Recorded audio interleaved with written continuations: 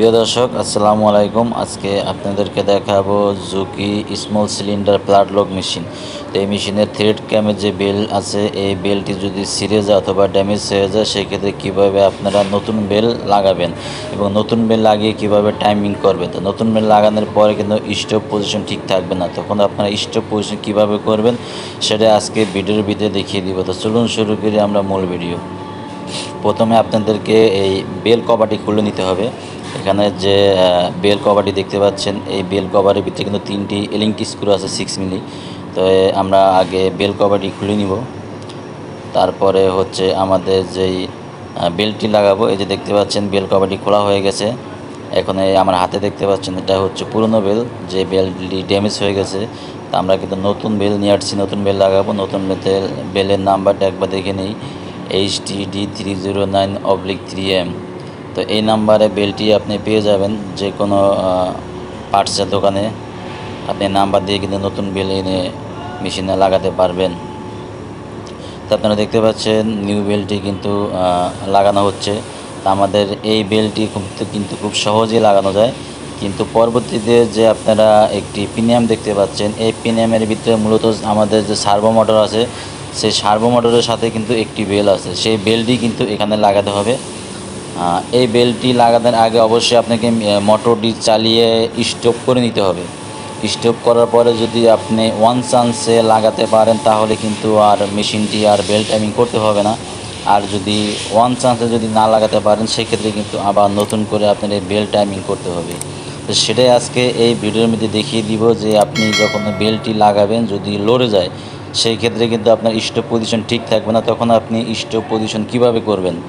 তো জানতে হলে আপনাকে পুরো ভিডিওটি দেখতে হবে। তা দেখতে পাচ্ছেন বেলটি কিন্তু ওয়ান চান্সে লাগানো সম্ভব হচ্ছে না, যার কারণে আমাদের যে পিনিয়াম আছে মেশিনের, সেই পিনিয়ামটি কিন্তু ঘুরে ঘুরে লাগানোর চেষ্টা করা হচ্ছে, এবং কি এই পিনিয়ামের পিছনে সেটা হচ্ছে সার্ভো মোটর। তা আমাদের কিন্তু মোটামুটি কিন্তু বেল লাগানো শেষ, এবং এখন আমরা বেল কভারটি লাগাবো।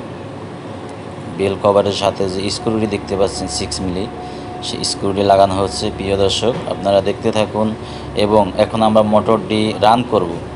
রান করার পরে আপনি দেখেন কি ঘটনা ঘটে, স্টপ পজিশন কোথায় যায়।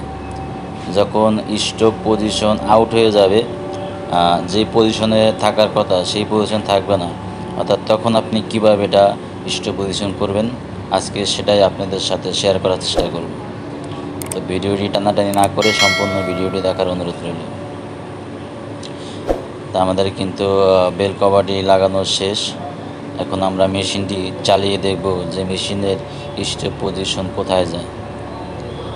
তো প্রিয় দর্শক আপনারা দেখতে পাচ্ছেন আমরা মেশিনটি সুইচ অন করলাম। এখন দেখেন নিডল বার কিন্তু ডাউন হয়ে আছে, অর্থাৎ স্টপ পজিশন মার্কে থাকার কথা, সে মার্ক থেকে কিন্তু অনেক উপরের দিকে চলে গেছে। উপরের দিকে যদি চলে যায় সেই ক্ষেত্রে কিন্তু নিডল বার ডাউন হয়ে যাবে, এবং যদি সুতা কাটে সেই ক্ষেত্রে কিন্তু নিডল ভেঙে যাবে, সুতা কাটবে না। এখন আমি এটা কিভাবে স্ট্যান্ডার্ড পজিশন আনবো সেটা আপনাদেরকে দেখানোর চেষ্টা করব।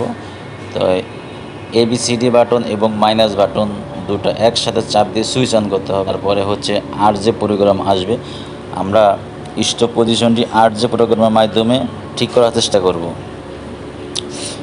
তো ABCD আর হচ্ছে মাইনাস বাটন একবারে চাপ দেওয়ার পরে আপনাকে হ্যান্ড পুলিটি হাত দিয়ে আস্তে আস্তে ঘোরাতে হবে। ঘোরানোর পরে কিন্তু আপনি দেখতে পাচ্ছেন এই যে মিটারের মতো 1 2 3 4 নাম্বার আসতেছে। তো নাম্বার যাই আসুক আপনি স্টপ পজিশন ঠিক করবেন, ঠিক মেশিনে যে মার্ক আছে মার বরাবর রাখবেন। তো দেখতে পাচ্ছেন মনিটরে একটি লেখা লাফাচ্ছে, ওই লেখাটাকে সেভ করতে হবে প্লাস বাটন চাপ দিয়ে, এবং আই বাটন চাপ দিতে হবে, এবং AB বাটন চাপ দিয়ে বেরিয়ে আসবো। তারপরে সুইচটা বন্ধ করব। এবার আমরা মেশিন একবার চালিয়ে দেখব। এবার আমরা মেশিন একবার চালিয়ে দেখি আমাদের স্টপ পজিশন ঠিক আছে কিনা।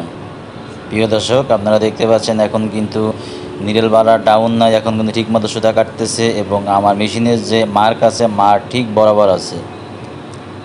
দেখুন প্রিয় দর্শক লক্ষ্য করুন আমাদের থ্রেড ক্যামও এখন ঠিক আছে, এবং নিডল বার ঠিক আছে, এবং কি যে হ্যান্ড পুলিড আছে, হ্যান্ড পুলি যে মার্ক আছে মার্ক অনুযায়ী কিন্তু আমাদের মেশিনটি এখন ঠিক আছে। তো এই ধরনের নতুন নতুন ভিডিও পেতে হলে আমাদের চ্যানেলটি আপনারা সাবস্ক্রাইব করতে পারেন, আমাদের চ্যানেলের সাথে যুক্ত হতে পারেন। ওকে, সবাইকে অনেক ধন্যবাদ। আর এই চ্যানেলটি যদি এখনও সাবস্ক্রাইব করে না থাকেন চ্যানেলটি প্লিজ এখনই সাবস্ক্রাইব করেন। আবার দেখা হবে নতুন কোনো ভিডিও নিয়ে।